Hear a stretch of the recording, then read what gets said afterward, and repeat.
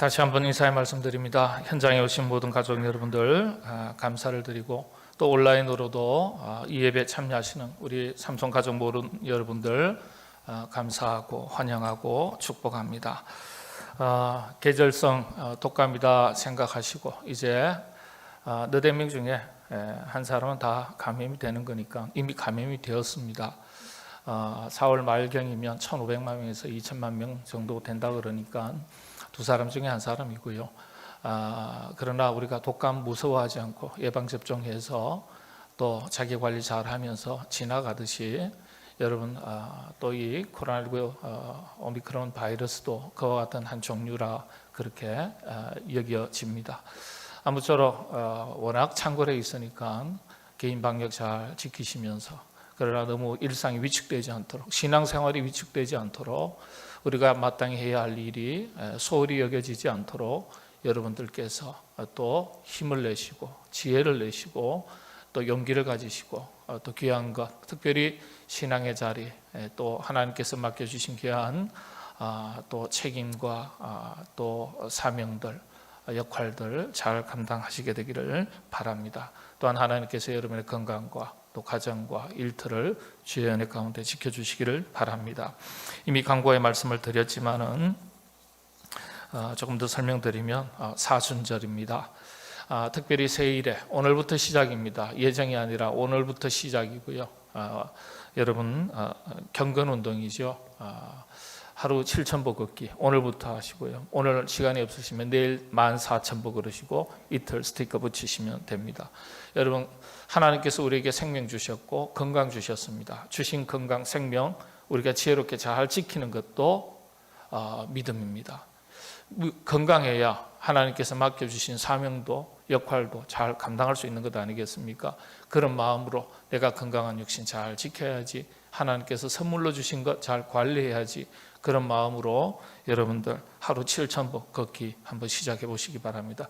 세로토닌이 나와서요, 우리 전체 면역 체계를 높이고 우리의 신체 여러 가지 이 호르몬을 균형 있게 분비시켜서 얼마나 건강해지는지 모른다 그렇게 얘기합니다. 여러분들 또 노력해 보시고요. 매일 한 끼 금식, 나를 위한 한 끼 금식이 아니라 이웃을 위한 한 끼 금식입니다. 내 것을 떼어서 나눠줄 때 그것이 사랑 아니겠습니까? 여러분들 그런 마음으로 선교와 구제, 또 우크라이나 구호를 위해서 여러분들 뜻을 모아주시기 바랍니다. 21일간 진행합니다. 다니엘의 금식 기도가 21일 동안 진행되었듯이 여러분들 우리가 그런 목표를 가지고 한번 도전해 보시기를 바랍니다. 특별하게 새벽 기도 뭐 이렇게 다 정하지는 않았습니다만은 세일의 경건 운동, 여러분의 삶의 형편, 처지, 환경에 따라서 이 세 가지 목표를 다 잘 이루어 가시면 참 좋겠습니다. 여러분들 다 완주하시고 또 아름다운 열매 맺어 가시게 되기를 바랍니다. 여러분들 나눠드린 카드 혹시 못 받으신 분들은 나가실 때 로비에서 받으셔가지고 7,000보 한 끼 금식, 매일 기도 이렇게 체크해 가시고, 또 매일 주간 기도 제목은 이렇게 잘 만들었습니다. 또 없으신 분들은 또 받아가시기 바랍니다. 이것으로 제가 추가 또 말씀드리는 것 대신하도록 하겠습니다. 이제 주님의 말씀을 나누겠습니다. 주님의 말씀입니다. 경청하십시오. 긍휼히 여기는 자는 복이 있나니 그들이 긍휼히 여김을 받을 것이며. 아멘. 노래 중에 예쁜 마음 예쁜 꿈, 이런 노래 가사 제목입니다. 여러분 혹시 아시는지 모르겠습니다. 예쁜 마음 예쁜 꿈 아세요? 잘 모르시나요? 아시는 분은 라떼 세대신데요. 예, 이런 노래입니다. 한번 제가 불러올게요.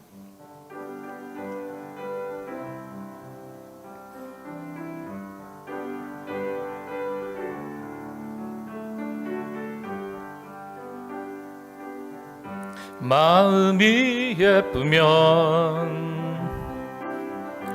꿈도 예쁘죠. 예쁜 꿈 꾸면 나비같이 날아 마음이 고우면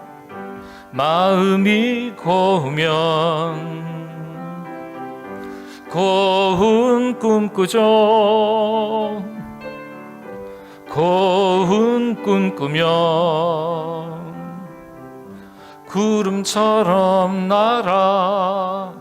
우리 한번 같이 한번 해볼까요? 여기 두 소절 끝까지 다 하지 않고요. 예. 사실 단순한 가사인데 참 외우면 좋을 것 같아요. 예. 한번 해볼까요? 좀 천천히 가야 되는데. 마음이 예쁘면 꿈도 예쁘죠. 예쁜 꿈 꾸면 나비같이 날아 마음이 고우면 고운 꿈 꾸죠. 고운 꿈 꾸며 구름처럼 날아. 들어보셨나요? 예, 라떼 세대입니다. 저도 라떼 세대. 예, 저는 20살 초부터 이 노래를 좋아해서 불렀으니까 나이 20살에도 라떼 세대로 살았습니다. 마음이 예쁘면 꿈도 예쁘고 나비같이 살게 된다. 여러분, 예쁜 마음 가지면 복 받는 인생 살게 된다. 그런 노래입니다. 그런 노래 아니겠어요? 마음, 예쁜 마음 가지셔야 됩니다. 마음을 예쁘게 가지셔야 되고 잘 관리하셔야 됩니다. 예쁜 마음이란 게 어떤 것이겠습니까? 성경을 기준으로 할 때는 하나님의 마음을 품고 담는 것을 말하는 겁니다. 예. 사랑의 사도라 별명이 붙여진 사도 요한, 그리고 그 직계 제자 폴리캅. 이 폴리캅은요, 하나님의 마음의 가장 큰 특징을 긍휼의 마음이다, 이렇게 설명을 했습니다. 하나님 마음의 가장 큰 특징, 긍휼이다. 긍휼의 마음. 그래서 여러분, 우리가 하나님의 마음을 담는다는 것은 하나님의 긍휼의 마음을 담는다는 뜻입니다. 종교개혁자 켈빈 역시 그리스도의 사랑의 실천은 긍휼의 마음을 품는 것에서부터 시작된다 그랬습니다. 긍휼의 마음, 더 구체적으로 어떤 것이겠습니까? 오늘 말씀을 통해서 한번 살펴보도록 하겠습니다. 이 긍휼이라는 단어는 서양 헬라 철학의 표현 방식입니다. 동양에서는 측은지심이라는 말로 바꿔서 사용하죠. 의미는 같습니다.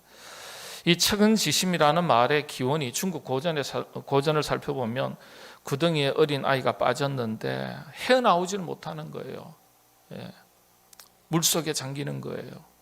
그래서 지나가던 한 사람이 그 장면을 보게 됩니다. 그 아이가 물에 빠져서 구덩이에 빠져서 죽어가는데 허우적대는데 불쌍한 마음이 드는 거예요.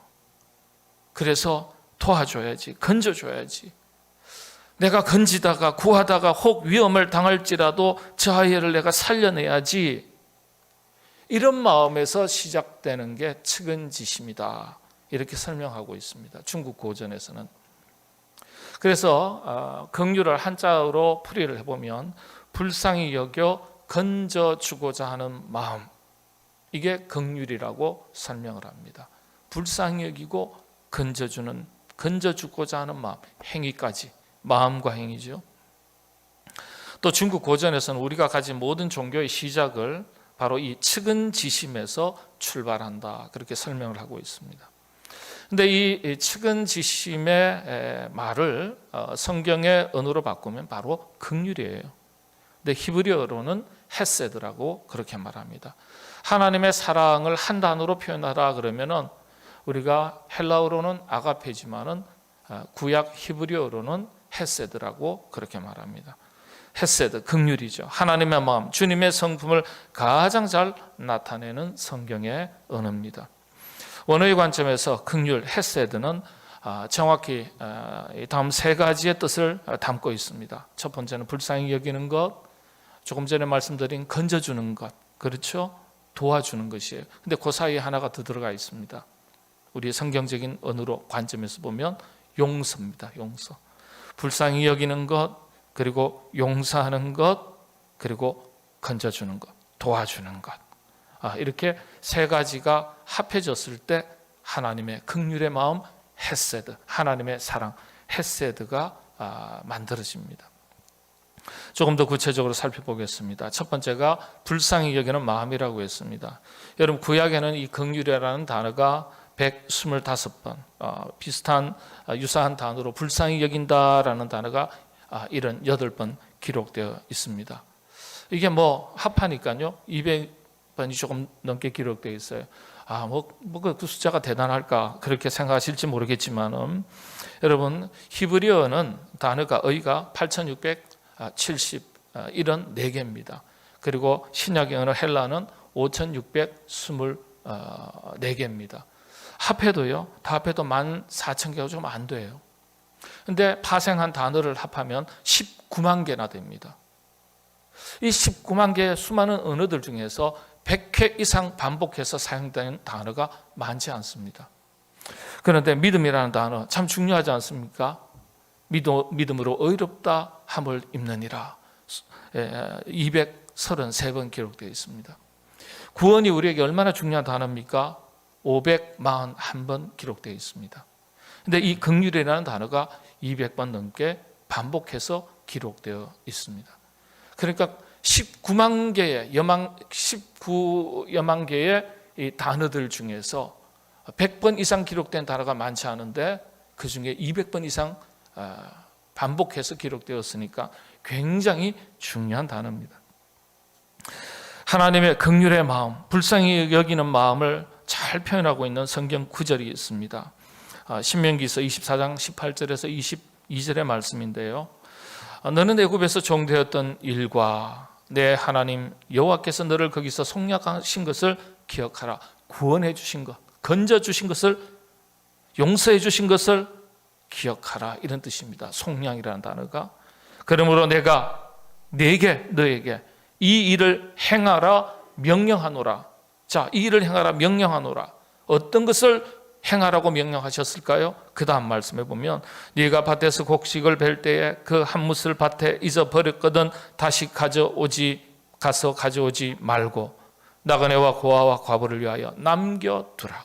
그리하면 내 하나님 여호와께서 네 손으로 하는 모든 일에 복을 내리시리라.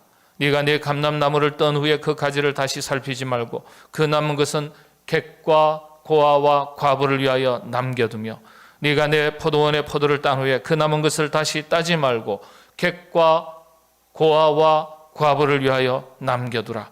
너는 애굽 땅에서 종되었던 것을 기억하라.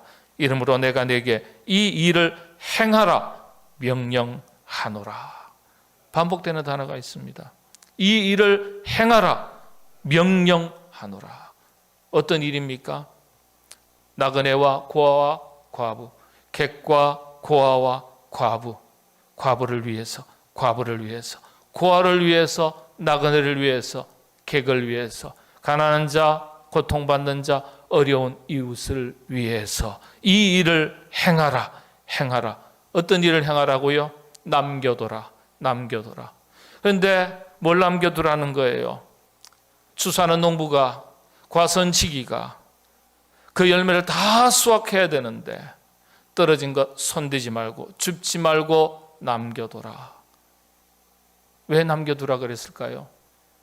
고아와 과부와 나그네, 고통당하는 자, 소외된 자, 억눌린 자를 불쌍히 여겨 남겨두라, 이런 뜻입니다.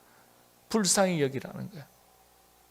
그러시면서 하신 말씀이 너는 애굽 땅에서 종되었던 것을 기억하라, 이 말씀하셨어요. 여호와 하나님께서 애굽 땅에서 노예 생활하는 이스라엘 백성들을 불쌍히 여겼던 것처럼, 그리고 건져 주셨던 것처럼 너희들도 그들을 불쌍히 여겨라, 이런 뜻입니다. 그들을 위해서 남겨두라. 고면하신 게 아니에요. 이 일을 행하라 어떻게 해요? 명령하노라. 명령하신다는 거예요. 권유가 아니라 명령입니다. 명령은 의무와 책임이에요. 반드시 지켜 행해야 될 일입니다. 우리가 그리스도인으로서 긍휼의 마음을 품고 사는 것은 선택이 아니라 명령인 것입니다. 사랑의 실천은 영혼을 소중히 여기고 귀한 줄 알고 불쌍히 여기는 마음에서부터 시작되는 것입니다. 그래서 여러분, 타인의 부족함을 보면 불쌍히 여기셔야 합니다. 연약함을 보면 불쌍히 여기셔야 합니다. 또 악하고 어리석음을 보면 그럼에도 불구하고 불쌍히 여기셔야 됩니다. 원수를 사랑하라 했습니다. 여러분, 원수를 좋아하고 기뻐하세요? 나를 힘들게 하고 괴롭게 하고 상처 주고 지치게 하는 사람 좋으세요? 싫습니다. 그런데 사랑하라 그랬어요. 그렇다면 이 사랑은 어떤 사랑이에요? 내 마음에 들고 좋아서 기뻐서 사랑하는 사랑이 아니란 사랑이에요. 긍휼의 마음을 가지고 사랑하라는 뜻입니다. 불쌍히 여기라는 거예요. 왜 저렇게 살까? 안타까운 마음을 가질 수 있어야 되는 거예요. 그래서 어리석음을 보면 욕할 것이 아니라 불쌍히 여겨야 합니다. 하나님, 완악한 그 마음, 강팍한 그 마음을 깨트려 주시고 바꿔주십시오. 생명을 소유중히 여기지 못하는 우크라이나 전쟁 땅에서 비극이 지금도 이어지고 있음에도 불구하고 자신의 권력의 유지를 위해서 수많은 생명의 무고한 희생이 이어지고 있음에도 불구하고 그 마음을 바꾸지 못하는 완악한 사람들의 그 마음을 불쌍히 여기시고 바꿔주십시오. 죽었으면 속이 시원하겠다, 이렇게 하시면 안 된다는 거예요. 우리 흔히 하는 말로 귀신은 많아 저런 거 안 잡아가고, 그럼 그렇게 해서는 안 된다는 거예요. 어리석음을 보면 욕할 것이 아니라 불쌍히 여겨야 한다는 사실입니다. 그리고 기도하고 돕는 거예요. 그런 마음과 행위가 하나님의 명령을 지키는 것이고 예쁜 마음이죠. 예쁜 마음이 복받을 마음이 아니겠습니까? 저와 여러분, 우리 모두 긍휼의 마음을 가지고 살아가시게 되기를 바랍니다. 불쌍히 여기는 마음. 자, 두 번째는 용서하는 마음입니다. 긍휼에 대한 두 번째 핵심 내용이에요. 용서하는 마음. 그런 하나님의 용서하심의 긍휼을 정확하게 읽을 수 있는 이야기가 바로 탕자 아들의 이야기입니다. 탕자 아들에 대해서 아버지는 긍휼의 마음을 가지고 기다렸습니다. 빗나간 아들이 돌아오기를 간절한 마음으로 기다렸습니다. 아버지가 탕자 아들을 기다리는데 어떻게 기다렸습니까? 누가복음서 15장 20절에 보면 아직도 거리가 먼데 아버지가 그를 보고 측은히 여겨 불쌍히 여겨 달려가 목을 안고 입을 맞추니 측은히 여겼다. 불쌍히 여겼다. 근데 불쌍히 여기는 그 마음 가운데 뭐가 뒤따라가는 거예요? 아들이 아버지께로 돌아오니. 이미 용서하는 마음이 있었다는 거예요. 용서하는 마음. 아버지가 날마다 반복적으로 아들이 이제나 저제나 언제나 돌아올까 하고 그 길목을 지켜 바라보면서 기다리고 있었다는 것을 우리가 알 수 있습니다. 하루도 빠짐없이 돌아오기만을 기다렸습니다. 이것이 곧 용서의 마음입니다. 그래서 트렌치라는 동방 격언집에 보면 하나님의 이런 마음을 가리켜 표현하기를 우리가 하나님께로 한 걸음 나아가면 하나님은 우리를 향해 10걸음 달려오신다 그랬습니다. 이미 하나님께서는 우리가 돌아오기를, 돌이키고 회개하고 주님 품으로 돌아오기를 기다리고 계시는 거예요. 기다리는 그 기다린 마음 속에 용서의 마음이 이미 있으신 거예요. 이게 바로 하나님의 긍휼이라는 거예요. 그래서 하나님의 긍휼은 반드시 우리의 회개, 어리석음과 죄악된 것을 돌이키는 것을 전제로 하고 있습니다. 돌이키면 아무리 용서받지 못할 죄라 할지라도 무조건적으로 용서하시겠다는 의미가 담겨 있는 것입니다. 그래서 긍휼은 무조건적인 용서는 아니에요. 무조건 용서가 아닙니다. 돌이키면, 돌아오면 어떠한 아무리 용서받지 못할 죄라 할지라도 하나님은 돌이키고 회개하면 용서하시겠다는 거예요. 어거스틴은 하나님의 긍휼을 설명할 때 악한 것을 무조건적으로 용서하시는 하나님이 아니시다. 악한 것을 돌이킬 때 그 죄와 행위가 아무리 악했어도 무조건적으로 용서하시는 것이 하나님의 긍휼의 핵심이다. 그랬어요. 하나님의 긍휼의 핵심이 그래서 용서라는 거예요. 그래서 하나님의 구원은요, 인간의 회개와 하나님의 용서가 서로 연결되어 있습니다. 구원이란 게 그래요. 인간의 회개와 하나님의 용서.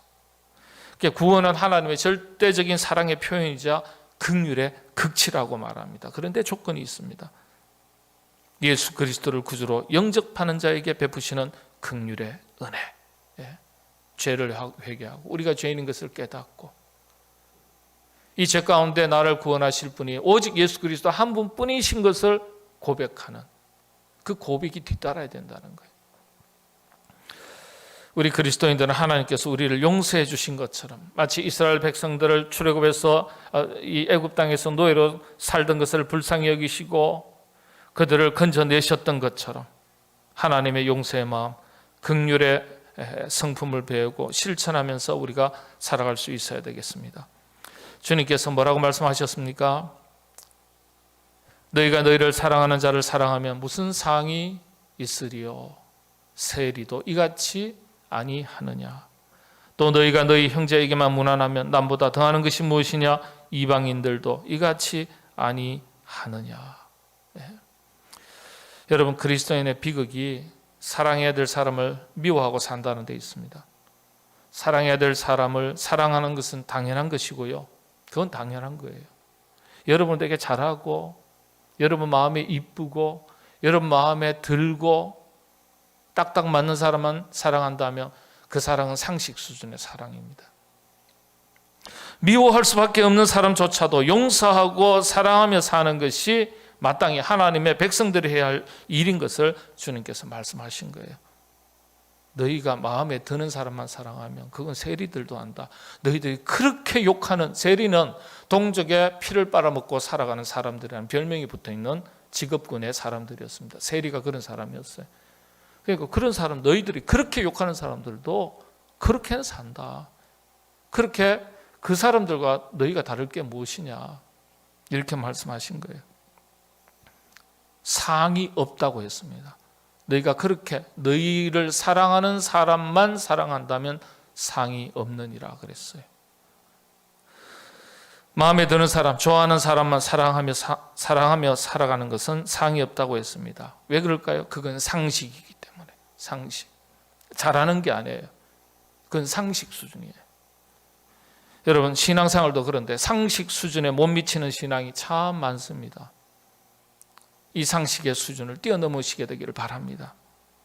상식 수준에서만 맞춰서 살면 우리의 신앙이 부끄러운 신앙이 될 수 있습니다. 여러분을 힘들게 하고 지치게 하고 좀 불편하게 하고 마음에 썩 안 드는 사람이라 할지라도 용서하는 마음으로, 여러분 너그러운 마음으로 품고 사랑하며 살아가시게 되기를 바랍니다. 아멘. 조금 약한데 좀 세게 나올 줄 알고. 예수님께서 십자가에서 고통을 당하시면서 자기에게 고통을 주고 조롱받고 침뱉고 심지어 자기 옷을 가지고 누가 차지할까 제비 뽑는 그런 형편없는 무리들에게 뭐라고 말씀하셨습니까? 아버지여, 저들의 죄를 용서해 주십시오. 저들이 알지 못해서 그런 것입니다. 이게 긍휼이에요. 용서의 극치죠. 그래서 용서의 극치를 나타내는 성경의 단어가 있습니다. 헤세드와 아주 비슷한 단어예요. 엘레오스라고 말합니다. 이런 단어는 꼭 기억하셔야 돼요. 엘레오스, 용서, 불쌍히 여겨 용서하는 것, 긍휼의 핵심입니다. 오늘 용서의 극치, 긍휼을 실천한 한 사람 더 있습니다. 신약 성경에 그 유명한 스데반 집사님의 얘기죠. 설교 한 번 하고 돌 맞아 죽은 사람이 스데반입니다. 역사에 그런데 길이 남을 명설교를 했습니다. 사도행전 7장의 말씀이죠. 그들이 돌로 스데반을 치니 스데반이 부르짖어 이르되 주 예수여 내 영혼을 받으시옵소서 하고 무릎을 꿇고 크게 불러 이르되 주여 이 죄를 그들에게 돌리지 마옵소서. 주님께서 십자가에 달려서 돌아가실 때 하신 말씀이에요. 주여 이 죄를 그들에게 돌리지 마옵소서. 이 말을 하고 자니라. 자기에게 돌 던지는 사람에게 몰라서 그렇습니다. 이 죄를 그들에게 돌리지 마옵소서. 이게 바로 긍휼입니다. 긍휼의 마음이자 긍휼의 성품이에요. 우리 같으면요, 하나님께서 대신 원수 좀 갚아주세요. 벼락을 내려서 한 번에 꺾어주십시오. 무릎을 꺾어주십시오. 왜 가만히 계십니까? 벌하여 주시옵소서. 하나님께서 한번 본보기로 본때를 시원하게 보여주십시오. 혹시 여러분 이렇게 기도하신 적 있으세요? 예? 그렇게 기도하신 적 있으면 회개하셔야 됩니다. 저들에게 죄를 돌리지 마옵소서. 이게 긍휼이에요. 벌을 받아야 하는데 오히려 품어주고 불쌍히 여기는 것, 이게 긍휼이에요. 우리가 참 스테반 집사님과 같은 그런 신앙의 영적 깊이를 더해 가야 하는데, 참 우리 같은 범인들이라 그러죠. 이 경지에 참 나아가기가 어렵습니다. 오늘 우리는요, 용서가 참 어려운 시대를 살아갑니다. 용서가 어려운 시대. 그래서 뭐라고 이야기하는 줄 아세요? 용서는 하지만 잊지는 않겠다. 한마디 더 하죠. 그리스도 안에서 용서가 힘든 겁니다. 그렇게 얘기하는 거예요. 예. 세상 사람들은 술 한잔 먹고 화통하게 시원하게 미안해, 그래 나도 미안해 이렇게 터는데, 예수 믿는 사람이 술을 못 마시니까 못 틀어요. 그런데 성찬식 하면서 틀어야 되는 거예요. 예? 성찬식 하시면서 틀어야죠. 이해해 주세요. 미안합니다. 제가 모자라서 그렇습니다. 그 말이 그렇게 어렵습니까? 이건 자기 자신에 대한 자신감이 없는 사람이 그렇게 말을 못하는 겁니다. 예. 제가 부족해서 그렇습니다. 안 그래도 늘 부족하다고 생각하는데 다른 사람들 앞에서 제 자신이 부족해서 그렇습니다. 죄송합니다. 이 말을 죽어도 못해요. 자신감이 없어서 그래요. 자신감이. 잘 참다가도 이건 절대 못 참겠어요. 저런 친구들 아예 씨를 말려 놓아야 돼. 이렇게 나옵니다. 이건 영적인 수준이 아니에요. 용서의 마음은 그래서 여러분 사실 자신감에서 비롯되는 거예요. 하나님께서 나를 용서하셨고 나와 함께 하시고 나를 도우신다는 자신감이에요. 예? 자신감이 있는 사람이 겸손할 수 있습니다. 머리 숙일 수 있습니다. 아이들도요, 가만히 키우다 보면 어른들도 똑같아요. 뭘 이야기를 하면요, 죄송합니다, 제 잘못입니다, 아이고 이해해 주십시오, 이 말을 죽어도 못하는 사람이 있어요. 여러분들은 모르겠지만 저는 상담학을 한 사람이니까 가만히 눈여겨보거든요. 죽어도 그 말 못해요. 그 말을 하는 순간 막 자기가 무너지는 것 같고 자기가 형편없는 사람 같고 이렇게 느껴지니까, 그게 반복된 학습된 구조화된 심리예요. 그러니까 다른 사람들 앞에서 절대 겸손하기가 참 어렵습니다. 그걸 깨트리고 넘어서지 못하면요, 다른 사람을 용서하지 못하는 거예요. 자신감이 없으니까. 사람과 사람 사이에서 가지는 자신감, 그런 자신감이 있어야 타인에 대해서도 너그러울 수가 있는 겁니다. 그런 자신감은 우리가 바로 하나님의 용서함을 받고 긍휼하심의 은혜를 입고 살아가는 사람이라는 것을 깨달을 때 생기는 것입니다. 하나님께서 여러분들에게 그런 마음 주시기를 바랍니다. 마지막 세 번째는 건져주는 마음. 긍휼은 건져주는 마음, 도와주는 마음이라는 뜻이에요. 다시 구약 이야기로 돌아가겠습니다. 구약에서 하나님의 긍휼이 가장 극렬하게 나타난 대표적인 사건, 성경에는 세 가지 사건이 있는데 구약의 두 가지 사건, 첫 번째가 바로 하나님의 긍휼로 인해서 애굽의 종살이에서 해방된 것, 출애굽 사건이죠. 두 번째는 바벨론 종살이에서 해방된 사건. 이스라엘 백성들을 노예로부터 구해 주신 것 자체가 하나님의 긍휼입니다. 그런데 중요한 것은요, 오늘도 우리가 애굽 땅에서 살고 있다는 거예요. 하나님의 은혜를 모르고 우리가 물질의 종노릇하고 명예와 권세의 종노릇하고 인간관계의 종노릇하고 자기 우상의 종노릇하고, 지금 우리 시대는 자식이 부모의 우상이 된 때예요. 자식의 종노릇하고 여전히 우리가 종노릇하고 있는 게 많다는 거예요. 그래서 여전히 지금도 우리는 애굽에서 살고 있는 것이라고 성경이 가르쳐주고 있습니다. 죄 가운데, 쾌락 가운데, 정욕과 욕심 가운데, 욕망 가운데, 물질의 노예 가운데. 그런데 그럼에도 불구하고 우리가 하나님을 부르짖을 때, 찾을 때 하나님께서 긍휼의 은혜를 베푸신다는 거예요. 또 신약시대 인간을 향한 하나님의 대표적인 긍휼의 사건이 바로 예수 그리스도 주님의 성육신의 사건이에요. 죄악과 고통 가운데 살아가는 인간들을 불쌍히 여기시고 용서하시고 구원하시기 위해서 이 땅을 찾아오신 거예요. 그 성육신의 사건이 대표적인 긍휼의 사건입니다. 그리고 십자가의 사건이죠.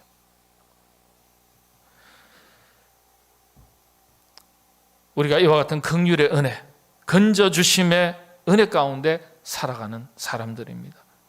이런 은혜를 우리가 받았으니까 우리 역시 이 은혜를 베풀고 살아가는 것이 마땅한 일입니다.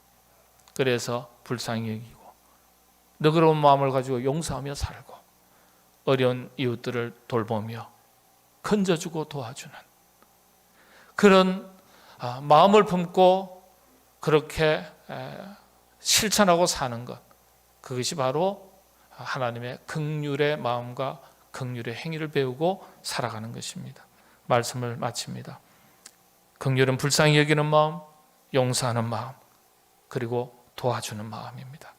우리 모두 이와 같은 하나님의 긍휼의 은혜와 사랑을 잊고 살아가는 사람인 것을 다시 한번 분명히 자각하고 하나님의 긍휼의 마음, 헤세드 정신을 잘 배워서 엘리오스 용서죠. 잘 배우고 실천해서 좋은 관계, 여러분 긍휼의 마음을 품으면 관계가 회복됩니다. 용서해주고 불쌍히 여겨주고 도와주는데 어떻게 인간관계가 나쁠 수 있겠어요? 좋아지는 거예요. 좋은 인간관계를 맺으면 행복한 삶을 살아가는 겁니다. 나도 행복하고 상대방도 행복하고, 그래서 아름다운 세상, 행복한 삶을 살아가게 되는 것입니다. 여러분, 긍휼히 여기는 자가 복이 있도다. 마카리오이, 복이 있도다.